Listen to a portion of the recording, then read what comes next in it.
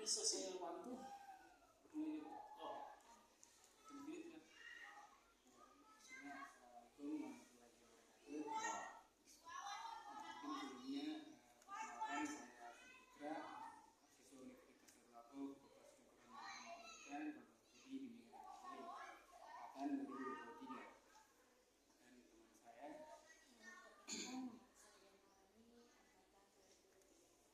saya adapun tema wawancara kali pada hari ini Pak yaitu terkait proses evaluasi dan juga supervisi pada guru bimbingan konseling.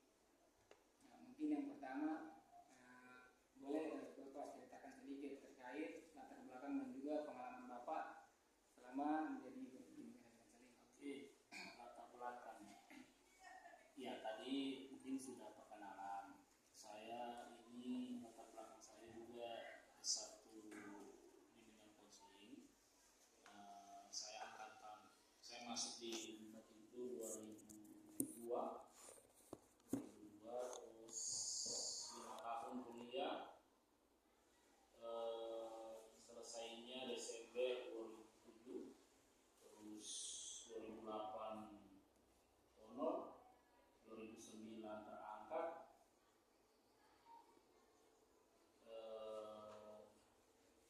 di SMA 8 Tipo, terus pindah ke SMP 4 sekitar 8 tahun juga, baru saya kembali itu yang mungkin sudah mau 7 tahunan lah di sini. Nah, ya itu latar belakang saya. Jadi intinya latar belakangnya tetap sarjana bimbingan konseling murni dan sudah sertifikasi sudah dari 2018. Saya di sekolah ini sudah 7 masuk 8 tahun lah.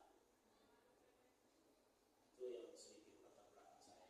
Berarti Bapak ini di UNTAD angkatan kedua, Angkatan ketiga. Karena Oh. kan BK itu dibuka awal itu kan angkatan 2000, kayak Bawatu itu angkatan 2000. Tariwan itu 2001, saya 2002. Azam ini ada ini di bawah, ada dia. Dia kayaknya 2006, 2000 berapa? Nah, makanya itu dia kalau ketemu saya panggil Kanda. Cuma ya, ada yang bilang dia muda tapi kelihatan tua. Udah tahu lah dia terlalu tua pemikirannya dia. Mungkin ya lanjut Pak kayak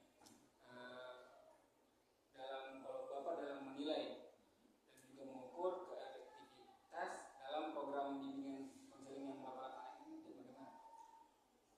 Kalau kita mau mengukur, berarti harus ada pembandingan. Iya. Yang saya bikin saja sederhananya. Kalau kita mau mengukur berhasil atau tidaknya, ya kita lihat ada tidak perubahan dari siswanya. Kalau dia bermasalah, kita konseling, kita kasih alternatif penyelesaian masalah, terus dia oke, dia mau laksanakan, kita lihat apakah berhasil dengan dia atau tidak. Jadi menunggu dari perubahannya dia.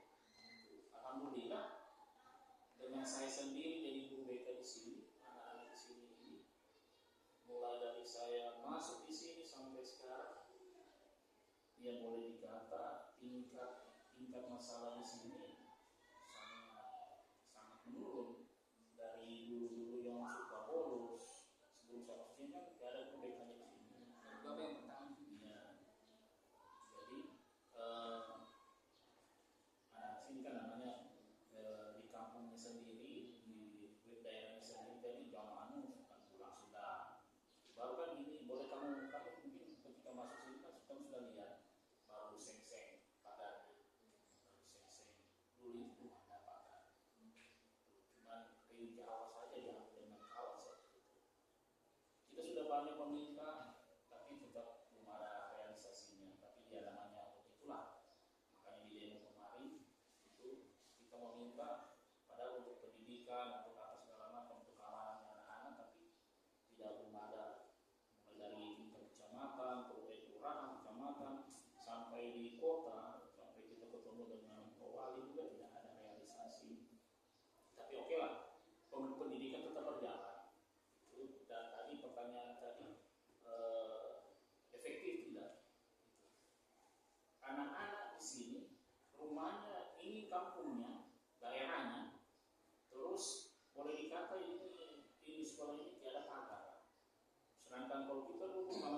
ya tembok-tembok ini kita panjang, apalagi cuma sing-sing pendek begitu, iya kan? Baru ada pohon-pohon baru di situ pintunya, tidak ada penutupnya. Tapi anak-anak di sini tidak ada yang bolos, tetap berada di sekolah sampai jam pulang. Mungkin mereka ada yang keluar, tapi tetap pamit. Jadi kebiasaan-kebiasaan positif yang dulunya tidak ada itu sudah ada sekarang. Saya tidak bilang saya jago, tapi dengan perlahan-lahan, dengan kita kasih tunjuk bahwa kebiasaan yang positif itu seperti ini, itu alhamdulillah anak-anak menjadi lebih baik lagi sekarang. Walaupun kita tidak butuh namanya satpam, tidak satpam itu orang, tapi anak-anak kita pun di dalam seks saja orang. Jadi secara tidak langsung efektif atau tidaknya, saya rasa efektif karena masalah-masalah yang terjadi bisa terselesaikan, terus anak-anak juga bisa menjadi lebih baik, mereka memiliki kebiasaan positif juga. Ya, alhamdulillah dengan sendiri saya tidak terlalu, maksudnya tidak terlalu ribet dengan harus punya partner, harus ada teman supaya bantu apa namanya menjalankan program. Dengan saya sendiri bisa. Karena saya pegang perangkat jabatan di sini. Saya tidak mau dibilang guru BK itu cuma menunggu saja. Tapi saya apa yang diberikan saya laksanakan. Akhirnya dengan keberhasilan tadi anak-anak menjadi lebih baik, makanya dipercaya. Sekarang saya kasih ke siswa, terus pembina OSIS juga, terus ketua Satgas Narkoba juga di sini, terus ketua Satgas Perhubungan, terus banyak ketua ini. Kalau keamanan TPPKA itu, kalau ada kekerasan, kalau ada kerusuhan ya, di dalam sekolah saya ketuanya, terus wali kelas, terus pembina eskul. Pokoknya intinya gimana? Saya bukan mau tahu soal, tapi secara tidak langsung saya ingin menunjukkan sama adik-adik bahwa kalau kita mau bergerak, kita mau berusaha, kita mau aktif, image BK itu yang tidak baik bisa kita hilangkan. Jadi saya Mas Zaki ikut ini, oke. Mas Zaki jadi ketua, siap. Nah ini berkaitan dengan BK, oke. Gas, itu saya laksanakan. Ya, selama saya mampu, oke saya jalankan. Berarti bilang pandangan. Makanya di sini cara dibilang guru BK itu cuma di dalam ruangan main HP, tunggu sampai di media sosial dibilang kalau tiada anak nakal, ada bagiannya BK. Nah, itu semua kotia saya pakai di sini. Malahan teman-teman itu saat ini dia penggerak di sini. Jadi ketika kita ada pengakuan seperti itu, kita bangga sebagai lulusan BK. Nanti kita diakui.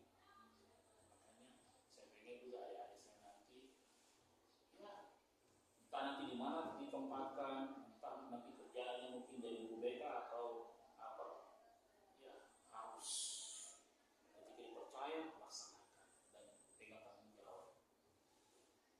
Saya malah kemarin lalu itu ditawarkan saya menjadi konselor yang di rumah sakit umum.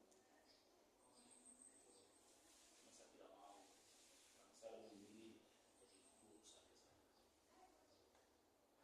Berarti ya alhamdulillah baik program yang Bapak jalankan di sini dan juga pengalaman Bapak di sini sangat efektif. Iya, alhamdulillah. Anak-anaknya juga mendukung, anak-anaknya juga ya masih bisa diberitahu. Inilah mungkin perbedaan geografi. Anak-anak di pinggiran begini ini adat istiadatnya sopan santunnya masih lebih kental dibanding anak-anak di kota. Anak di kota kan biar kita semua mau sombong dengan guru kan masa bodoh. Anak sini kan masih takut, masih apa, jadi masih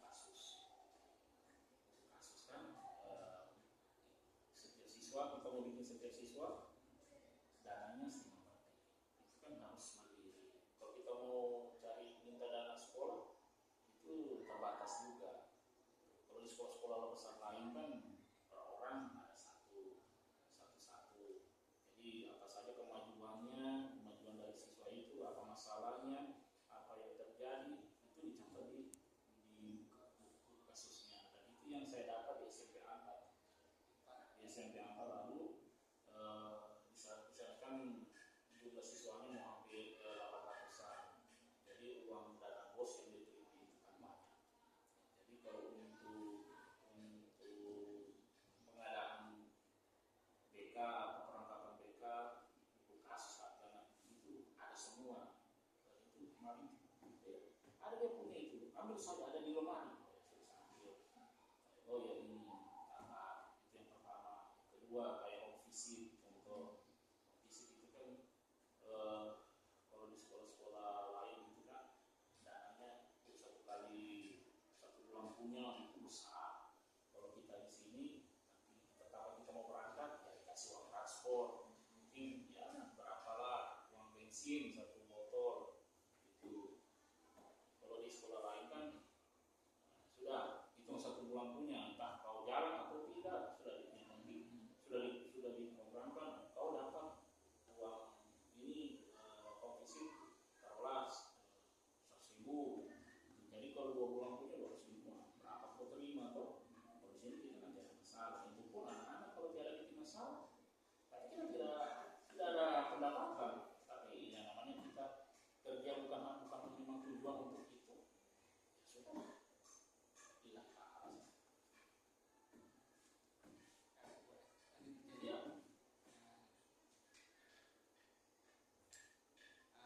Selanjutnya metode ataupun teknik apa yang biasa Bapak sering gunakan dalam sesi bimbingan konseling?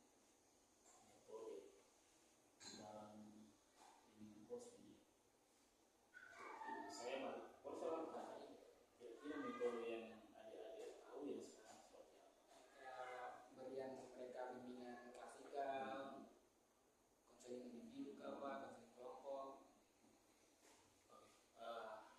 Di sini jujur tidak ada jam khusus BK, tidak ada. Tapi saya dipercaya bahwa mata pelajaran seni budaya, bahwa pelajaran juga TIK, informatika. Jadi di seni budaya dan informatika itu durasi mata pelajarannya itu 3 jam. Jadi biasanya ketika ada mahasiswa PRP kemarin nih baru habis selesai dan dulu kalau mereka masuk di sini saya selalu kasih oke kita bagi saya sampai 1 jam sampai saya mengajar seni budaya atau TIK 2 jam berikutnya kami yang tulis itu alhamdulillah berjalan efektif juga selama mahasiswa PRP masuk sini. Nah, oke itu untuk mahasiswa PRP. Terus yang paling sering saya lakukan karena jumlah jam jam masuk BK yang tidak ada, saya lebih banyak ke konseling individu dan konseling kelompok, dan lebih banyak ke kalau kita itu layanan informasi. Saya biasanya kasih apel pagi atau jadi pembina upacara atau jadi pembicara narasumber ketika ada kegiatan-kegiatan sekolah, pramuka atau apa segala macamnya. Di situ kita selipkan dengan layanan-layanan apa yang mungkin kita tidak bisa berikan di klasika, kita berikan di layanan-layanan itu di saat konseling kelompok atau penyampaian informasi yang tadi. Jadi intinya sepintar-pintarnya kita lah. Kalau saya cari waktunya itu yang saya kan kebetulan kesiswaan. Oh boleh ini. Contoh saja kelas 9 ada undangan ada surat dari sekolah lain mau sosialisasi SMA. Jadi sebelum SMA-nya sosialisasi, saya kasih layanan dulu. Saya kumpul setengah jam sebelum kamu datang, saya kumpul mereka. Jadi saya kasih layanan. Setelah itu dari SMA datang kasih layanan, sudah paling lama dalam setengah jam mereka buat, saya tahan lagi anak-anak, saya kasih layanan lagi sedikit, baru saya kasih buat. Intinya curi waktu lah. Pak, saya mau ada pertanyaan pribadi nih Pak. Ya. Terkait pelaksanaan Bapak kayak ada murid-murid yang berkelahi gitu Pak. Nah, cara penanganan itu bagaimana Pak kalau dari Bapak sendiri? Kan biasa kan kalau kita kasih konseling individu ini sama-sama ada emosi tinggi dan bisa dikasih tenang Pak. Ada di Bapak pribadi mungkin. Saya tidak tahu ya. Tidak tahu ketika saya masuk di ruangan saya selalu tanamkan sama anak-anak. Ruangan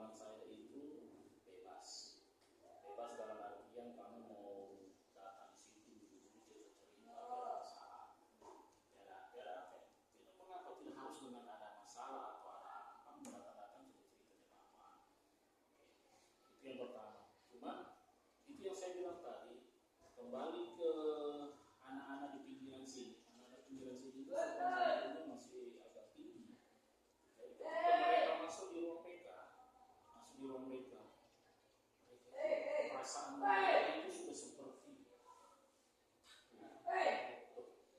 jadi yang tadinya emosi langsung langsung turun, langsung down. Saya coba pada saat kasih gini, ada kursi yang bulat-bulat yang kayak sana itu. Oke, saya taruh situ. Oke, kau naik satu, di situ kau naik. Pada berapa telah kau naik. Kalau ada yang jatuh, berarti dia salah. Akhirnya orang naik sama-sama dengan satu kaki, tahan. Akhirnya pas yang satu mau jatuh, refleks yang satu mau tahan begini. Pasti dia jatuh. Kita sama-sama. Jadi ada trik-triknya.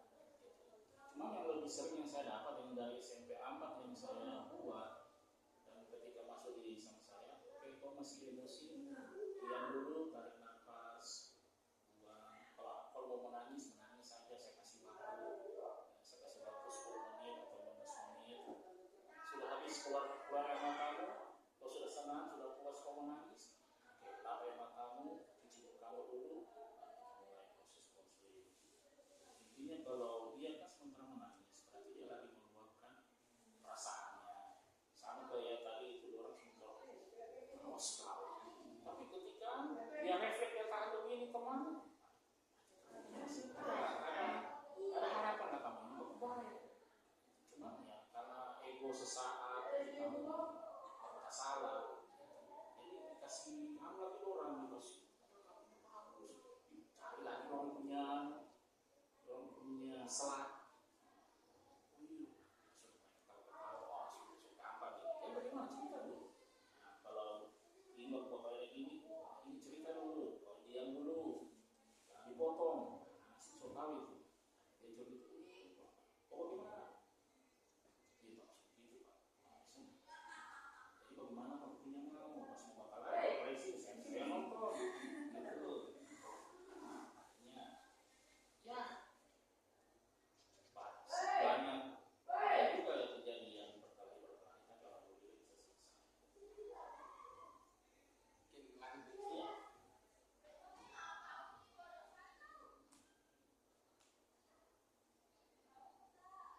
Selanjutnya Pak, apakah Bapak merasa perlu pelatihan tambahan dalam meningkatkan keterampilan bimbingan dan konseling selama Jadi saya itu orangnya tidak mau saya bilang tuh saya ini di sekolah saya itu saya sendiri, saya bisa jadi wakasek, saya dari ini, saya pegang ini, saya pegang itu. Di kita setiap bulan itu ada yang namanya MGRP, musyawarah guru mata pelajaran. Kalau BK biasanya terkenalnya dengan MGBK, musyawarah guru BK. Jadi setiap bulan itu ada pertemuan, berkali di sekolah mana. Jadi semua guru BK SMP kumpul membicarakan apa program ke depan, apa yang membahas tentang apa, pokoknya ada saja. Jadi ada satu pemandu kemarin itu kita kumpul di SMP 14, ada satu guru di SMP 15 ini pegang mata pelajaran ini, pegang dia kayak menari begitu kayak senior, dia pegang cek itu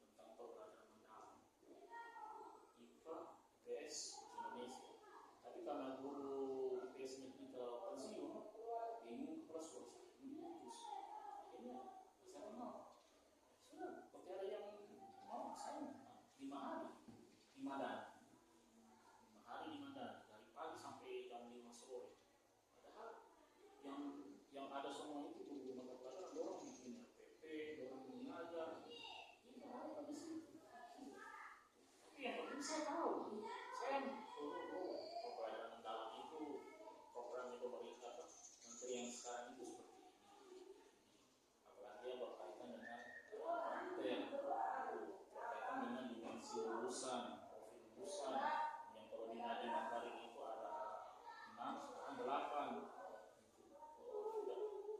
Semakin apa ya, saya kira itu saya belajar. Terus baru selesai 2 hari berikutnya dapat undangan pelatihan di BNN tentang narkoba.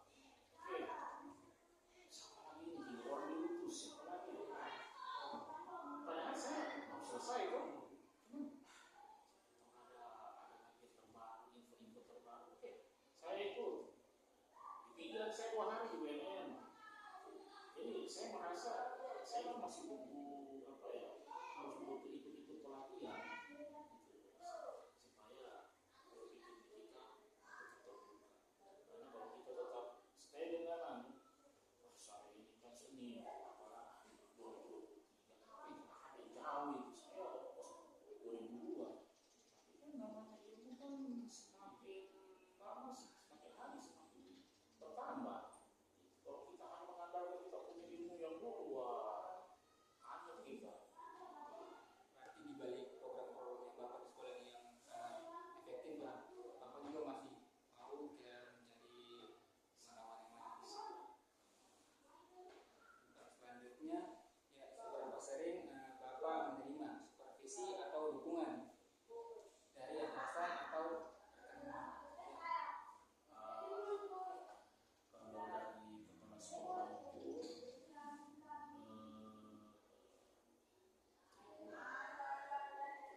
kalau mau terima sertifikasi harus disupervisi dulu. Kalau guru mata pelajaran kan disuruh mengajar di kelas. Kalau kita kan tidak mungkin kepala sekolah mau tungguin kita berkonseling individu atau konseling kelompok. Jadi biasanya dia harus periksa supervisi kita punya berkas-berkas administrasi, perlengkapan segala macam. Alhamdulillah nilai memuaskan. Jadi kalau untuk supervisi dari kepala sekolah triwulan ada, terus dari pengawas ada juga, dia 2 kali dalam 1 semester. Jadi 6 bulan itu dia bisa datang, dia di awal dan di akhir. Kalau dari guru mata pelajaran mereka ada yang bersupervisi. Cuman yang bersupervisi kita itu pengawas dengan kepala sekolah. Maaf Pak, orang Pak supervisi begitu Pak, dan berkas juga yang orang Bapak. Iya, kan ada apa ya, lembar penilaiannya itu yang diberikan dari pengawas BK, pengawas pembina BK di sini di Kota Palu. Itu sudah ada acuannya. Jadi oh ini sosiometrinya ada, oh ya ada. Oh ini daftar siswa asuh ada. Oh ini evaluasi programnya ada, instrumen PK-nya ada, ini pokoknya segala macam. Jadi kalau di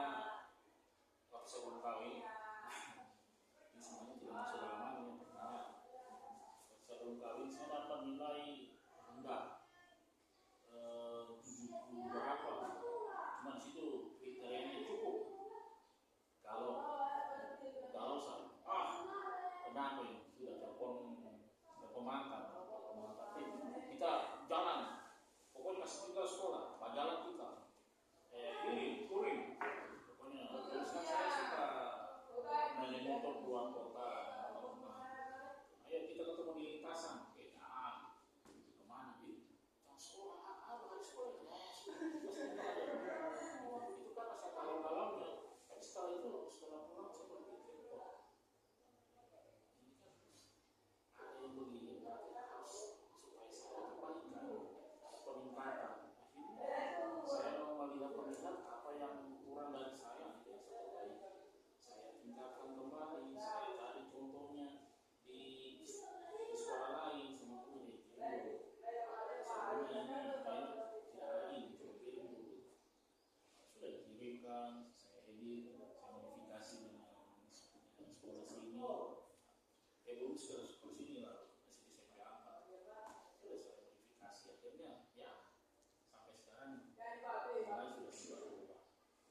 Jadi ada peningkatan dengan walaupun nilai rendah, kita memang harus begitu. Anak-anak belajar saja kasih nilai rendah supaya dia tertarik. Karena kalau nilai bagus, ya sudah saya pasti malah satu itu ke sebelah. Berarti supervisi sangat berpengaruh, Pak. Mungkin ada saran dari Bapak dalam meningkatkan sistem supervisi di sana. Sistemnya ini. Kalau kita bicara sistem, jadi yang pertama saya mulai dari itu acuannya penilaian itu sudah dari dulu, dari saya masih awal-awal terangkat sampai sekarang itu tidak berubah. Iya, dia punya lembar penilaiannya, susunan yang dinilai terus ini terus. Itu yang pertama. Yang kedua, harusnya ada apa ya, ditanya dulu yang kemarin mana, nilaimu yang kemarin mana, lembar penilaian kemarin, terus berapa nilai di situ, oh ini kurang, oh apa yang tidak ada kemarin, harus ada catatan, oh ini yang tidak ada, supaya oh dilihat di selanjutnya, oh sudah ada perbaikan. Ini yang lalu kan cuma nilai cukup atau bagus, selesai. Datang sekarang bisa jadi gurunya kasih keluar PPL yang kemarin punya ini, sudah bagus, sudah sosiometri ini dan lain-lain segala macam. Nah, biasanya juga penilaiannya cuma ada, dia tidak buka-buka lagi karena mungkin sudah karena banyak sekolah yang mungkin supervisi. Minta nilai dari kepala sekolah saja. Ibu, bapak, kesek sudah dinilai, sudah. Kita tidak tahu sama keseknya nanti dinilai tidak bagus. Kalau nilainya jelek, dinilai tidak bagus. Kalau saya jelek, sama sih tidak. Kan ada juga biasanya ini kan biasanya kan kalau itu kan ada permainan supaya dia kurangnya bagus, visualnya bagus, dikasih pengawas juga. Nilai itu salah diambil, dia tidak periksa lagi, kirim dengan berbagai kesibukan, kirim saja itu nilai. Akhirnya dia sudah kesana kemana. Jadi sistemnya itu yang mesti ini bagi saya harus ada perubahan lah, modifikasi mengikuti sama juga, karena yang fokus yang itu terus kalau bisa adalah keterangan apa yang kurang lalu ditulis, ya cuma di kata-kata yang nilai juga orang tua biar seperti sudah mulai pikun biar yang lalu apa Ustaz, bisa jadi saya ngomong bapak bilang bagus yang ini tapi yang sesuatu itu pak sudah bagus soalnya sudah cekat dia juga sudah malas mau buka-buka. Jadi sistem ini mungkin harus ada perbaikan. Pak, saya potong dulu, Pak. Ini kan sudah mau dialihkan bersama dia tadi. Ada gambar ke Bapak, aku yang mau tadi Pak.